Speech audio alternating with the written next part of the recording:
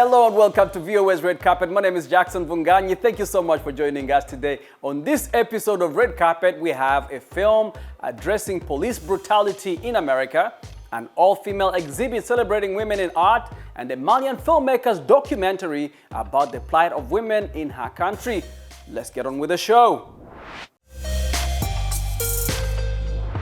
And let's start off with some film news. A young filmmaker, Fatih Wale Mohamed Issa, who is from northern Mali's conflict-torn region, has made a documentary called Tamazret about the plight of women in her country.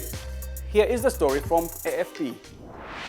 Her documentary follows a 15-year-old girl named Fatima, whose family fled to neighboring Mauritania because of the conflict, but then returned home. The young documentary filmmaker from Mali's volatile north says her goal is to shine a light on the plight of women in the conflict-torn Sahel state. I made this film in the hope that it will touch our community, hoping it will shape their opinion about young girls and their education, and also to the state, the authorities too.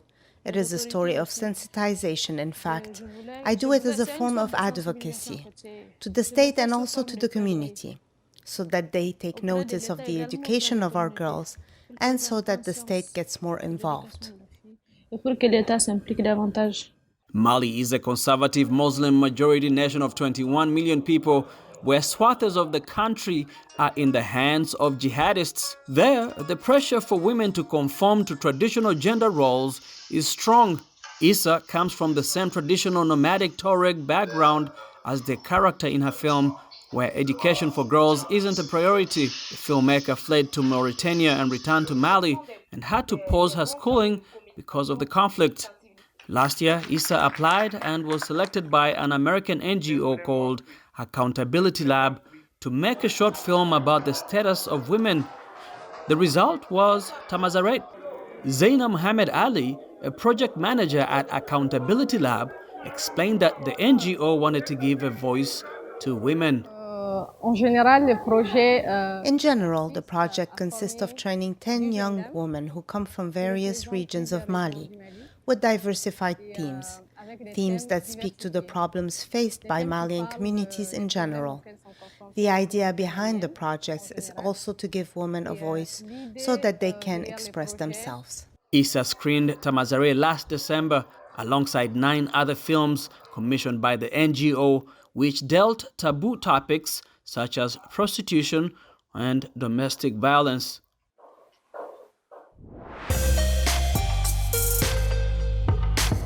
Filmmaker Ryan Coogler, director of Black Panther, was briefly detained by the police in Atlanta after being mistaken for a bank robber. That is according to video footage released by the Atlanta police. Reuters News has more. Put your hand back. Coogler, 35, was detained by police before being released on January the 7th after he went to Bank of America to make a transaction. That is according to a report from Variety. From we got the call, sounded like someone was trying to rob the bank, one of the officers says in the body cam footage. The director handed the bank teller a withdrawal slip with a note written on the back that reportedly read, "I would like to withdraw $12,000 cash from my checking account. Please do the money count somewhere else. I would like to be discreet," the Variety report said. The bank teller misinterpreted the situation as an attempted robbery when the transaction amount exceeded $10,000 and informed her boss. That's again according to Variety magazine. Bank of America did not immediately respond to a request for comment. Black Panther became the second highest grossing movie at box offices worldwide in 2018, heralded for its vibrant celebration of African culture and applauded as a milestone for racial diversity in Hollywood. The film was nominated for 6 Oscars, including Best Picture. It won 3 Academy Awards in the Best Original Score, Best Costume Design, and Best Production Design categories. Now, technology used to make a deepfake, that is a synthetic image of a person, may soon be helping foreign language films become more accessible. Matt Debo has the story. How to make a movie work in another language. For decades, there have been only two options: subtitles or dubbing. Many viewers resist watching films with subtitles, which can distract from the action. And dubbing, which replaces a film's dialogue, This is the first time I've ever heard the word coward applied to the valiant warrior Bomir. Usually results in mouths out of sync with the words they are supposedly speaking. When director Scott Mann first saw a foreign language dub of a film he made, I was kind of appalled and devastated because I saw how different it was. This got him thinking that there might be a technological solution. He co-founded Flawless, a company that uses a kind of visual artificial intelligence to digitally modify the faces in a film to match the new words. Mit einigen der bekanntesten und kriminellsten Familien in dieser Stadt in Verbindung bringt und The system is taking a very detailed look and an understanding of how a certain character talks. The system is able to kind of retime those mouth movements, like subtly alter them so they fit the new dialogue. C'est amusant, monsieur. Flawless uses voice actors who are fluent speakers of the new language. Another company, DeepDub, uses AI to simulate the original actor's voice in the translation. That's not something that happens to me. No es algo que suele pasarme. We need only a sample of 2 to 5 minutes of the actors' voices in order to create what we call a voice model. The new technologies promise to accelerate a growing appetite for content across language borders. But in the process, the line between humans and machines continues to blur. Matt Dibble for VOA News, San Francisco.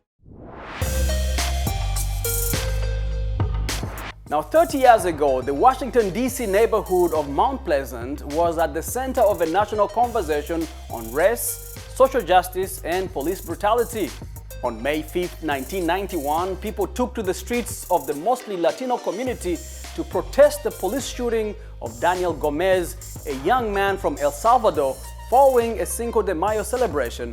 And now a new film, Manplesa, by local filmmaker Ellie Walton, examines the root causes of the unrest that she says has contemporary resonance with the Black Lives Matter protests of 2020 that called for the end of police brutality in the country.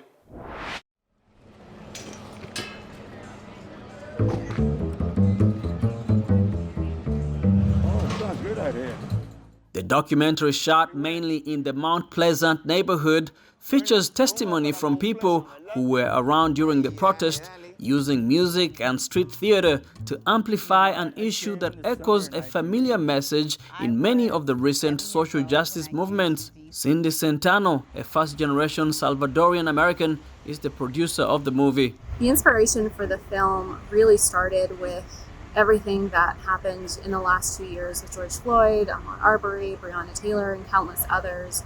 We were seeing a lot of this conversation about the relationship between communities of color and the police and what was going on. And we really wanted to make a film that was sharing a piece of history that is not known as much, something that happened over 30 years ago, but isn't talked about in schools, that isn't addressed, that doesn't come up in the history books, as an example of how history continues to repeat itself.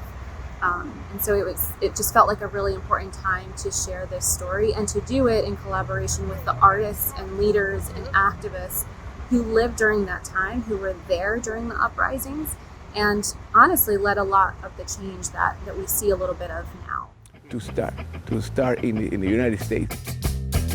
The film has become a favorite at local festivals like this one at the Kennedy Center in Washington, D.C. Walton says that her goal was to tell the story of police brutality and systemic racism facing the city's Latino, Black, and immigrant communities from the viewpoint of the people who live it. hosting their will. I grew up in the Mount Pleasant neighborhood in DC, and it was a neighborhood that really raised me. The block parties, the porch culture, the Latino festival.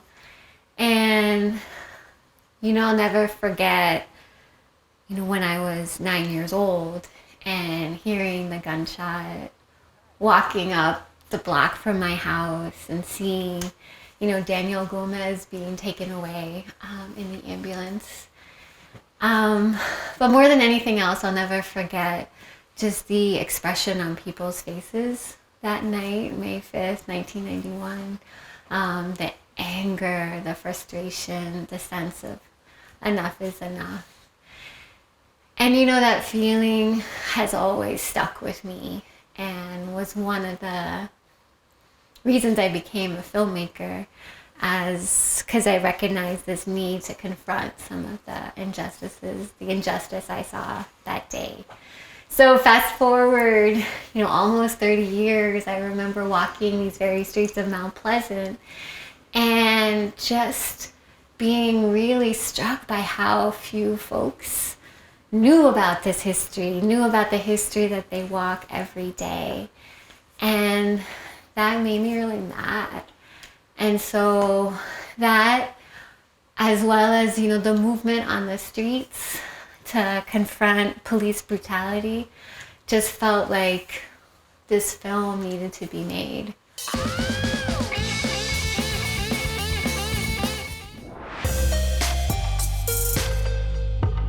And let's close the show with some art news. An all-female artist exhibition has opened in London to highlight a lack of representation of art by women historically and today.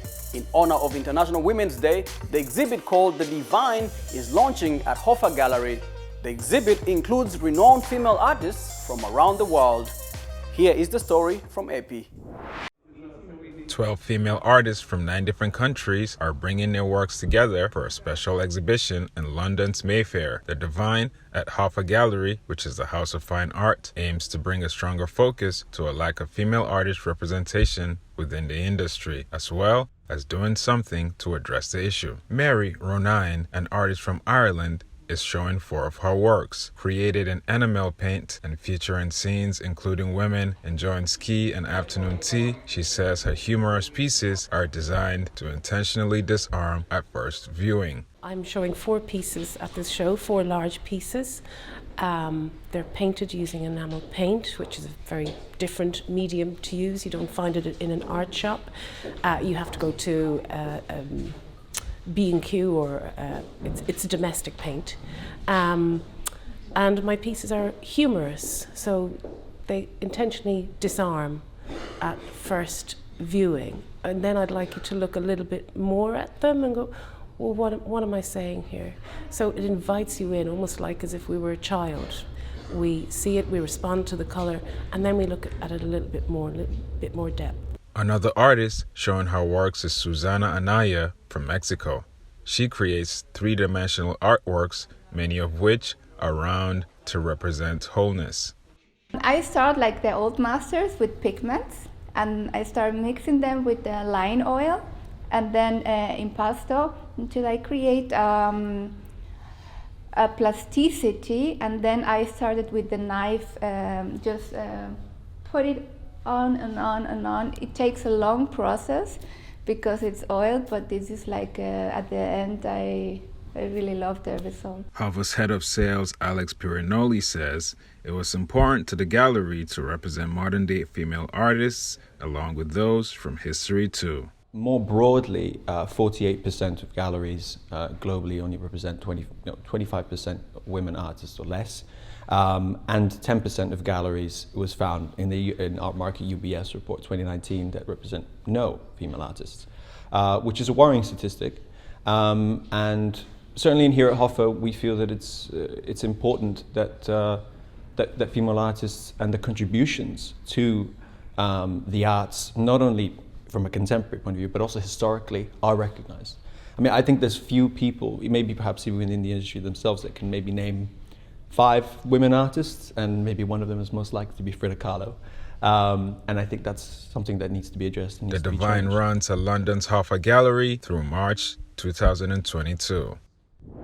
And with that, we come to the end of our show today. Thank you so much for hanging out with me. My name is Jackson Vunganyi. For more entertainment news, remember to check us out at voanews.com. We are also on all social media platforms. We are on Facebook, on Instagram, and on YouTube, where you can watch our videos. Remember to like, share, and subscribe. Until next time, I'll catch you right here. Goodbye, everyone.